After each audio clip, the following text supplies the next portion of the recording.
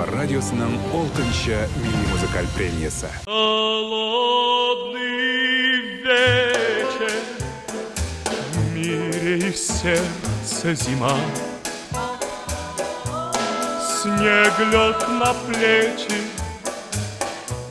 на асфальт и дома. За одну ночь Казань не узнать. Падают хлопья снега, а кругом белым-бело. Это сигнал для дорожников и коммунальщиков. С ночи на улице только Казани вышли больше 140 единиц спецтехники и не меньше 300 дорожных рабочих. Такому снегопаду, видимо, оказались не готовы и автолюбители. Например, на улице Гвардейская пробка развернулась сразу на несколько сотен метров. Некоторые предпочли передвигаться на более легком транспорте. Дороги ужасные, но когда я с утра выезжал, снега еще такого обильного не было, поэтому не думал, что попаду. Были очереди, более-менее к обеду меньше стало машин, но ожидаем еще вечером. Например, сколько машин было сегодня? Машин 10 было. В шиномонтажку сегодня не пробиться. Мастера работают быстро, чтобы успеть обслужить всех. Антон Мартьянов говорит, проснулся, взглянул в окно и планы изменились. Первым делом решили сразу менять колеса.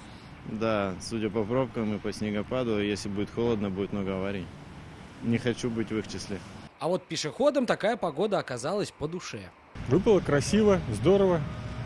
Думаю, что если его еще больше будет, еще интереснее будет. Ждала, потому что обещали синоптики, что в ближайшие дни выпадет снежок. Вот, дождались. Снегопаду, который, кстати, уже второй за начало некалендарной зимы, рады не только люди, но и некоторые пернатые. С удовольствием принимают снежный душ. От снега не перестали летать и многотонные птицы. В Казанском аэропорту сообщили, работают в штатном режиме. А вот метеорологи говорят, снегопад у нас задержится. При прохождении фронтальных разделов будет отмечаться уже умеренный снег. Ветер усилится до 19 метров в секунду и местами ожидаются метели.